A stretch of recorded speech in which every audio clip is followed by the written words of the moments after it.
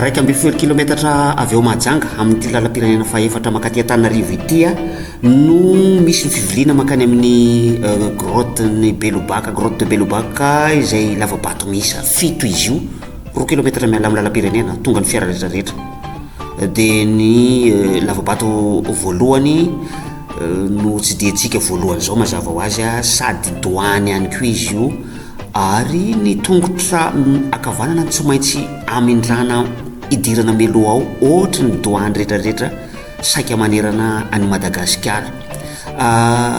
Noho ny fahateren'ny fotoana sy noetimanana ihany koa dia lavabato 3 no tsy diantsika amin'ity indray mitoraka ity, ka ny lavabato voalohany izay midina any amin'ny 40 metatra any ambanin'ny tany any no itsofoana voalohany, ary io lavabato voalohany io ihany koa no hany sisa maro fadifady.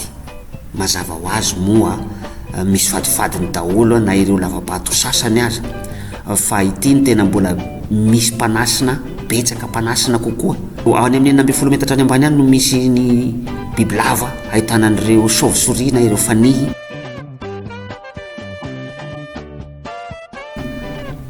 Somary sarotsarotra na miakatra na midina ao.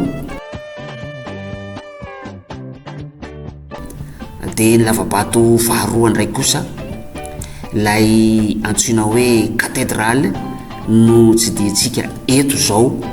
Maha-cathédrale azy moa dia anarana napetaka ilay mpitardia zay efa manatraika efa be mihitsy raha ny mikasika an'ity lavabato ity, an'ireto lavabato ireto, satria dia tany amin'ny 580 tapitrisa taona tany aloha tany no nomboka ny foronan'izy io, ka hatramin'ny 2 tapitrisa taona sy sasany eo tamin'izany ère secondaire sy quaternaire, hatraty amin'ny quaternaire taty no ny foronan'ireto lavabato reto. Ny lavabato fahatelony zay ho tsy diantsika zao dia ilay antsoina hoe femme na vehivavy, satria dia misy endrika nono anankiroa ao anatin'io lavabato io. Misy manasina ihany koa ao anatiny ao, saingy tsy dia be fadifady manao ahoana, mila mitandrina ihany na izany na tsy izany aza, sao dia midona amin'ireny stalactite reny ny lohanao. Stalactite ny ambony, stalactite ny ambony dia stalagmite ny ambany, fa rehefa midona eo ny lohanao dia stalactite zany. Stalactite le izy raha ohatra ka midona ny lohanao. Rehefa mitambatra ny stalactite sy ny stalagmite dia antsoina hoe colonne.